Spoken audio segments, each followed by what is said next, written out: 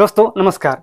आज की वीडियो में हम लोग यहाँ पर समझने का प्रयास करेंगे कि क्या सच में औरंगजेब ने हिंदू मंदिरों को तोड़ने का आदेश दिया था। क्या सच में औरंगजेब के समय में हिंदू मंदिरों को तोड़ा गया था, क्योंकि इसे लेकर के बहुत सारे लोग विवाद में पड़े रहते हैं, आपको पता होगा। इसीलिए आज की वीडियो में आपको ये जान लेना चाहिए। चलिए वीडियो को शुरू करते हैं और समझते हैं आगे की बातों को।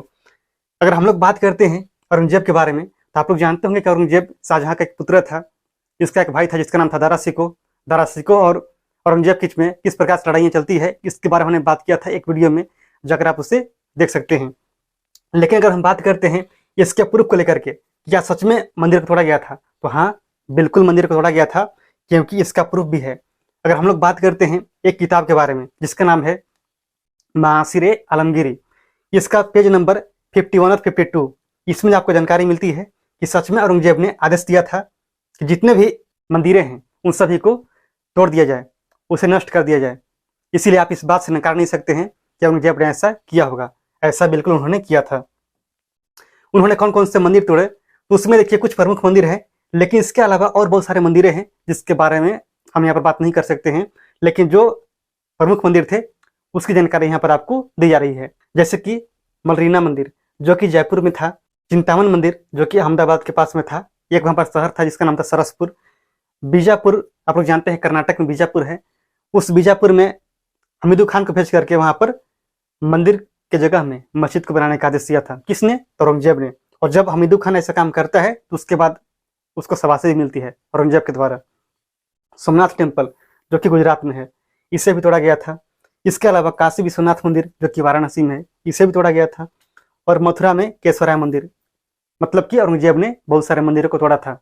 इसकी जानकारी हर किसी के पास है, इसमें कोई डाउट नहीं होना चाहिए। आप इसे देखिए, ये क्या था? श्री कृष्ण जन्मभूमि, ये भी एक मंदिर था, लेकिन इसके ऊपरी भाग को तोड़ करके वहां पर एक मेहराब बना दिया गया था। मेहराब क्यों बनाया गया था? एक वहां पर बैठ करके औरंगजेब नमाज पढ़ना चाहता था। ऐसे काम इसके द्वारा किए गए थे। इसीलिए किसी को इस बात को लेकर के डाउट होना ही नहीं चाहिए कि क्या सच में औरंगजेब ने हिंदू मंदिर को तोड़ा था या फिर नहीं तोड़ा था। ठीक है, तो अब बात करते हैं कि औरंगजेब ने हिंदू मंदिरों को तोड़ने का आदेश क्यों दिया होगा। तो देखिए, पहले के समय में जितने भी राजा महाराजा होते थे वे सब अपने समय में मंदिर, मस्जिद, मठ, स्तूप, इन सभी का निर्माण करवाते थे। डिपेंड करता था कि वे किस धर्म से बिलोंग करते हैं।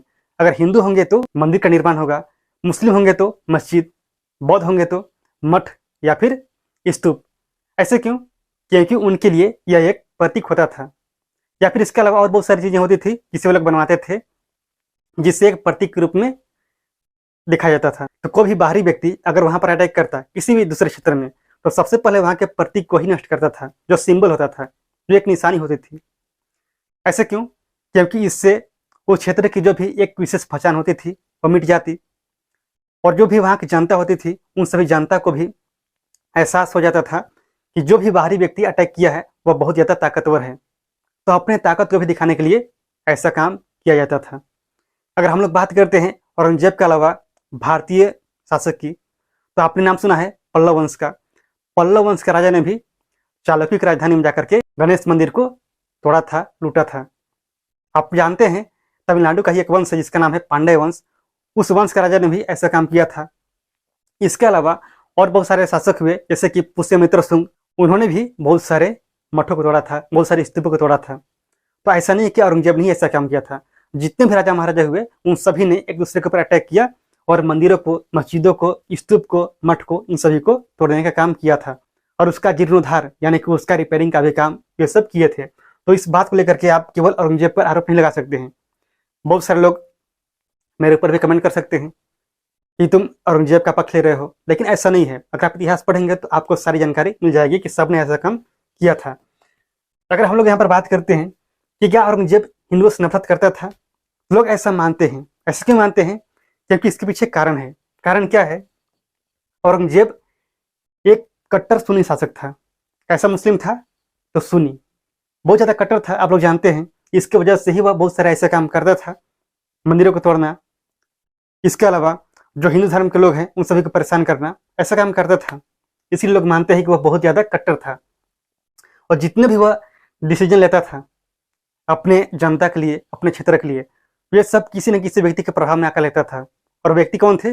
वह थे मौलाना यानी कि जैसे आप जानते हैं हिंदू धर्म में कौन है, पंडित होते हैं। अगर हमारे देश की जो सरकार है, अगर यह सरकार केवल पंडितों से पूछ करके ही कोई भी डिसीजन ले तो क्या होगा, डिसीजन कैसा होगा? सोच कर देखिए।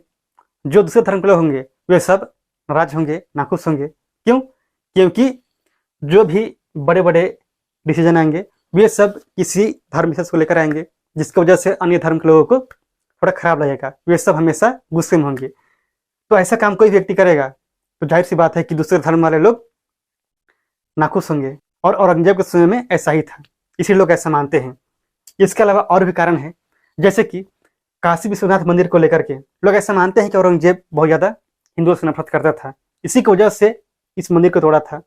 अगर नफरत नहीं करता तो तोड़ता नहीं। इस्लाम धर्म को जो लोग नहीं मानते थे उन सभी से जजिया कर वसूलना एक टैक्स था।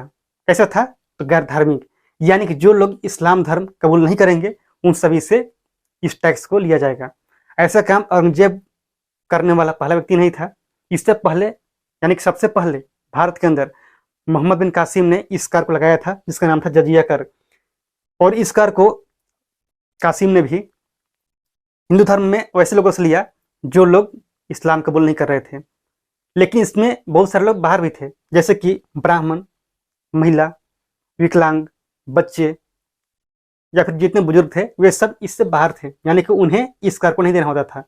लेकिन जितने भी युवा थे उन सभी को इस कर को देना ही पड़ता था, अगर आप इस्लाम धर्म कबूल नहीं करते थे तब। सिख गुरु तेग बहादुर की हत्या करना, इसकी वजह से लोग मानते हैं हिंदुओं से बहुत ज़्यादा नफरत करता था औरंगजेब।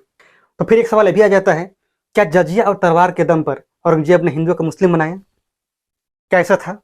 तो देखिए, जजिया कर का इस्तेमाल औरंगजेब ने अपने शासन के दौरान शुरुआती में नहीं किया था। जब उसके शासन को 20 साल हो गए थे और जब खजाना खाली हो गया था, उसके बाद उसने इस कर को लगाया था। उससे पहले इसका इस्तेमाल बिल्कुल भी नहीं किया। और इससे पहले भी, यानी कि औरंगजेब से पहले भी और कई शासक थे जिन्होंने जजिया कर का इस्तेमाल किया था। तो केवल औरंगजेब के ऊपर आरोप लगाना ये बात थोड़ा गलत हो जाएगा। तो क्या औरंगजेब ने हिंदुओं को मुस्लिम बनाया था? देखिए, औरंगजेब के समय में उसके सेना के अंदर सबसे ज़्यादा हिंदू शामिल थे, और जितने भी लोग शामिल थे उन सभी को औरंगजेब ने कभी नहीं मजबूर किया कि तुम हिंदू धर्म छोड़ दो, तुम मुस्लिम धर्म अपना लो, नहीं तो तुम्हें सेना से बाहर कर दिया जाएगा। ऐसा उन्होंने नहीं किया था। इसका मतलब क्या था? इसका मतलब ये था कि औरंगजेब कभी भी हिंदुओं को मुस्लिम बनने के लिए ज़्यादा फोर्स नहीं किया था। अगर ऐसा करता तो उसके सेना में सबसे ज़्यादा हिंदू लोग थे, लेकिन कभी उन्होंने अपने सेना को हिंदू धर्म बदलने के लिए नहीं कहा था। लेकिन आप ऐसा बिल्कुल कर सकते हैं कि औरंगजेब ने बड़े बड़े जमींदारों को या फिर दूसरे शासकों को हिंदू धर्म छोड़ने के लिए, यानी कि मुस्लिम धर्म अपनाने के लिए मजबूर किया था। तो क्या औरंगजेब बाद के दिनों में बदला था? तो ऐसा नहीं है। औरंगजेब जैसा शुरू में था वैसा ही था। औरंगजेब क्या मानता था अपने आप को? उसे खुदा ने चुना है, यानी कि वो हमेशा ईश्वर के प्रति वफादार था। जिस प्रकार से आप लोग जानते हैं बलबन के बारे में कि बलबन अपने आप को ये मानता था कि उसे ईश्वर ने चुना है। शासक वह खुद नहीं बना है, ईश्वर की मर्जी के बाद ही वह शासक बना है। वह अपने आप को स्टैडो ऑफ गॉड, यानी कि ईश्वर का प्रतिबिंब कहता था। उसी प्रकार से औरंगजेब भी अपने आप को खुदा के प्रति हमेशा वफादार रखा था।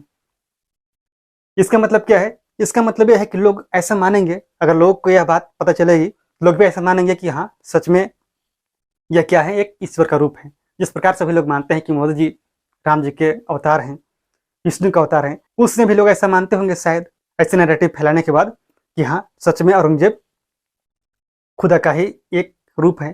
तो ये सब बातें हैं।